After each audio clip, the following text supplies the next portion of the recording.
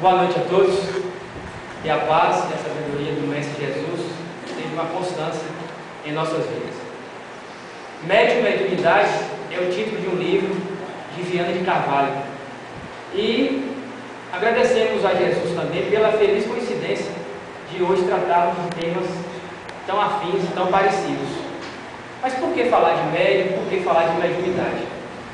Médium é todo aquele espírito encarnado que sofre em algum grau a influência de um espírito, de uma testemunha, como disse aqui nossa amiga Nete.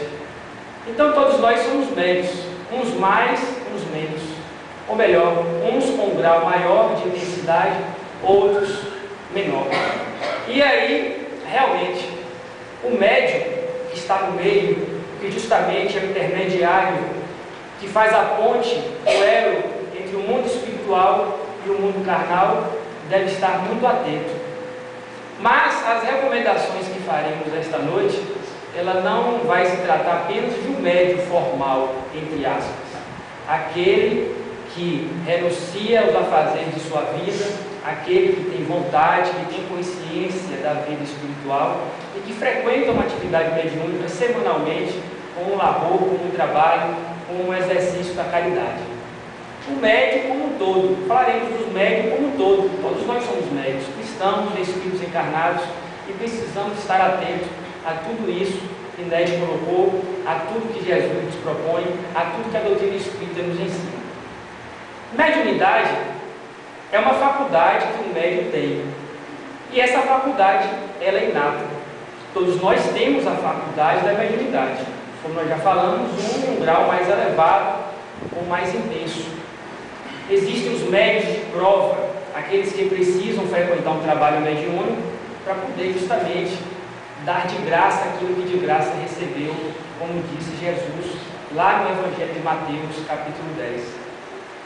Bem, mas já referindo ao capítulo 10 do Evangelho de Mateus, Jesus então, em certa oportunidade, reuniu ali os seus discípulos, os seus apóstolos, e os recomendou o seguinte: olha, vá curar todos dos espíritos imundos, curar os leprosos, purificar os leprosos, ressuscitar os mortos, curar os enfermos e expulsar os demônios.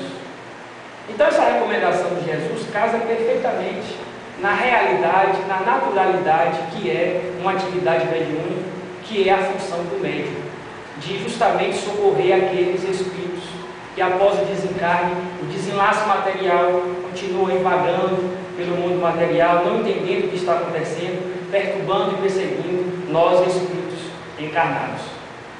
Mas existe uma série de critérios que nós médiuns deveríamos seguir. No livro Libertação de André Luiz, no livro Reuniões Mediúnicas de Manuel Filomeno de Miranda, no livro dos Médios do nosso codificador Allan Kardec, existem inúmeras instruções importantes a esse respeito. E a primeira delas é o estudo. Os médios precisam estudar, porque a falta de estudo nos desanima, a falta de estudo nos torna desinteressados diante do trabalho e achamos aquilo sem importância. Quando as pessoas afastam do espiritismo, é por ignorância, porque não entendem, não compreendem, não têm consciência dos seus reais princípios, das suas verdades, dos seus postulados. Então o estudo é muito importante. Não basta só uma conversa sadia com um companheiro, não basta só uma troca de experiência, não basta apenas questionar os nossos amigos médios mais experientes. Nós precisamos estudar, porque um médio sem estudo é semelhante a uma pessoa leiga que manipula ácidos no laboratório de química, uma pessoa leiga que vai fazer funcionar um reator nuclear, uma pessoa leiga presente em uma sala de cirurgia com um paciente ali na banca, é semelhante a uma criança que conduz uma dinamite. Então nós temos que, no trato com a mediunidade, saber o que estamos fazendo. É importante os cursos, os seminários, os encontros, mas o mais importante é uma coisa que deveríamos denominar aqui de verdadeira reflexão. O estudo em casa, consciente, metódico, e com muita vontade de aprender. Esse sim é a verdadeira reflexão, é a verdadeira meditação. Primeiro passo para nós médios. Primeiro passo para os estudantes da doutrina espírita? O estudo. É ela que vai ser o combustível que irá nos alimentar, incentivar, motivar no tocante a esses princípios verdadeiros da vida espiritual. Mas o que é uma reunião mediúnica? Ainda encontramos pessoas que ainda procuram o centro curiosas para ver espírito baixando. Porque não existe espírito que baixa. Muitas novelas e a televisão como um todo, o filme Ghost, por exemplo, mostra isso. O espírito invade o corpo e cadê a liberdade de cada um?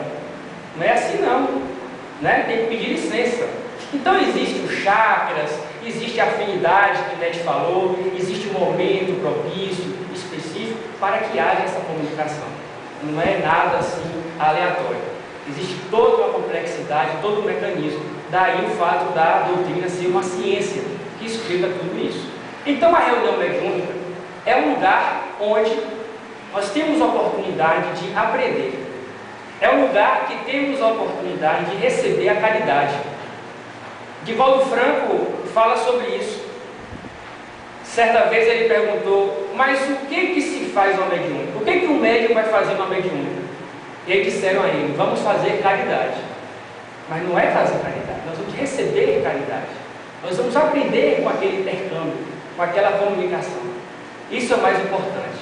E aí Divaldo continua dizendo que a mediúnica é uma oportunidade que temos de aprender com aquelas comunicações, de nos colocar diante daquelas situações, dos sofrimentos daqueles que ali manifestam, que para lá foram conduzidos. Nós poderíamos passar pelos mesmos sofrimentos, as mesmas agonias que eles passam. Então, é muito importante a reunião mediúnica nesse fato de aprendermos com aquilo que estamos testemunhando, de receber realmente a caridade. E aí no livro dos médiuns, Allan Kardec fala que a reunião mediúnica tem 3 objetivos. Primeiro, nos instruir. Nós que participamos de reuniões mediúnicas, nós temos que saber o que estamos fazendo. O segundo objetivo, convencer aquelas pessoas incrédulas, aqueles que não acreditam, que acham que é bobagem, que são as pessoas que manifestam ali como se fosse um teatro. E por último, aliviar os sofrimentos daqueles espíritos que foram para ali receber socorro.